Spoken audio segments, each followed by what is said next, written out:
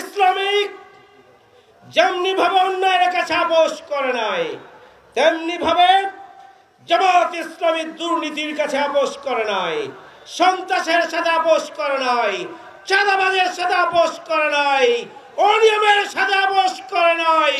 আমাদের 2 জন মন্ত্রী দায়িত্ব পালন করেছিলেন, 2 টাকার দুর্নীতিও তারা করেননি। আসসালামু আলাইকুম ওয়া রাহমাতুল্লাহ। সংগ্রামী ভাই বন্ধুগণ, এদেশের দামাল ছেলেদের নেতৃত্বে 17.5 বছরে বিক্ষুব্ধ ছাত্র জনতা ঐক্যবদ্ধ হয়ে 5 আগস্টের গণঅভ্যুত্থানের মধ্য দিয়ে আজকে আমরা একটি নতুন বাংলাদেশ পেয়েছি। সংগ্রামী ভাইরা আমার, আমরা কথা বলার সুযোগ পেয়েছি, আমরা মত প্রকাশের সুযোগ পেয়েছি, আমরা সভা সমাবেশের সুযোগ পেয়েছি। আমরা আল্লাহর শুকরিয়া আদায় করছি, আলহামদুলিল্লাহ। সংগ্রামী ভাই বন্ধুগণ, বাংলাদেশ জামাত ইসলামী এই বিগত 17.5 বছরে সবচাইতে নির্যাতিত নিপীড়িত মজলুম দল।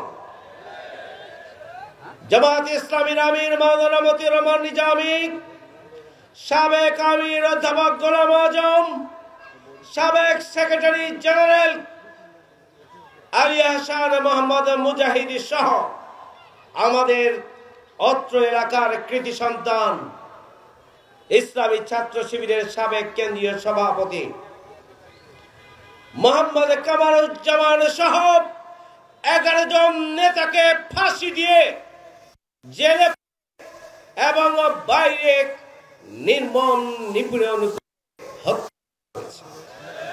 প্রিয় ভাইরা আমার, জামাত ইসলামীর কেন্দ্রীয় অফিস থেকে শুরু করে সারা বাংলাদেশের ওয়ার্ড অফিস পর্যন্ত সবগুলোকে বন্ধ করে দেওয়া হয়েছে। জামাত ইসলামী বাংলাদেশের 5 হত্যা করা হয়েছে। জামাত ইসলামী বাংলাদেশের এই 17.5 বছরে লক্ষ লক্ষ নেতাকর্মীকে ঘর ছাড়া করা হয়েছে, বাড়ি ছাড়া করা হয়েছে, চাকরিচ্যুত করা হয়েছে, ব্যবসা ছাড়া করা হয়েছে। তারা মানব যাপন করেছে। এই 17.5 বছরে বাংলাদেশ জামাত ইসলামীর বিরুদ্ধে 20,000-এর অধিক মামলা দিয়ে নির্মম নিপীড়ন চালানো হয়েছে। জামাত ইসলামের নিবন্ধনকে কেড়ে নেওয়া হয়েছে, জামাত ইসলামের প্রতীক দাড়িপাল্লাকে কেড়ে নেওয়া হয়েছে, এমনকি জামাত ইসলামীকে পর্যন্ত নিষিদ্ধ করা হয়েছিল। বন্ধুরা আমার, আওয়ামী লীগ তারা মনে করেছিল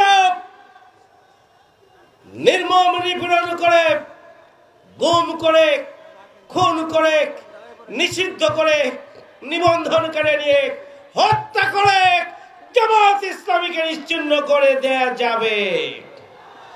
কিন্তু ওই আওয়ামী লীগের প্রেতাত্মা যারা এখনো গর্তে লুকিয়ে আছেন, আমরা তাদেরকে মুক্তাগাছার এই ময়দানে জনসমুদ্রের দিকে তাকানোর জন্য আমি অনুরোধ করছি। আজকে এই পরিস্থিতি কেন? নতুন বাংলাদেশের দাবিদার অনেকে 5 আগস্টের আন্দোলনে জামাত ইসলামীর অবদান নিয়ে জামাত কথা বলে না। 5 আগস্টের আন্দোলনে শিবিরের অবদান নিয়ে ইসলামী ছাত্র শিবির কথা বলে না। কিন্তু যারা সমন্বয়ক, যারা 5 আগস্টের আন্দোলনে নেতৃত্ব দিয়েছেন, যারা নতুন বাংলাদেশ বিনির্মাণে ভূমিকা পালন করেছেন, তারাই জামাত শিবিরের অবদান সম্পর্কে সজাগ এবং সচেতন আছেন। সংগ্রামী ভাইরা আমার, যেহেতু জামাত ইসলামী বাংলাদেশ 17.5 বছর জুড়ে নির্মম নির্যাতনের মুখেও ওই আওয়ামী লীগ ফ্যাসিস্ট অপশক্তির কাছে মাথা নত করে নাই। সুতরাং নতুন বাংলাদেশের জন্য জামাত ইসলামীর ব্যাপারে আগ্রহের জায়গা তৈরি হয়েছে। যেহেতু বাংলাদেশ জামাত ইসলামী সবচাইতে বেশি নিপীড়িত রাজনৈতিক শক্তি, যেহেতু ইসলামী ছাত্র শিবির আওয়ামী লীগের মাধ্যমে সবচেয়ে নিপীড়িত ছাত্র সংগঠন, সুতরাং জামাত শিবিরের প্রতি এদেশের জনগণের আস্থা এবং ভালোবাসা তৈরি হয়েছে। জামাত ইসলামী যেমনি ভাবে অন্যায়ের কাছে আপোষ করে নাই, তেমনি ভাবে জামাত ইসলামী দুর্নীতির কাছে আপোষ করে নাই, সন্ত্রাসের সাথে আপোষ করে নাই, চাঁদাবাজের সাথে আপোষ করে নাই, অনিয়মের সাথে আপোষ করে নাই। আমাদের 2 জন মন্ত্রী দায়িত্ব পালন করেছিলেন, 2 টাকার দুর্নীতিও তারা করেননি।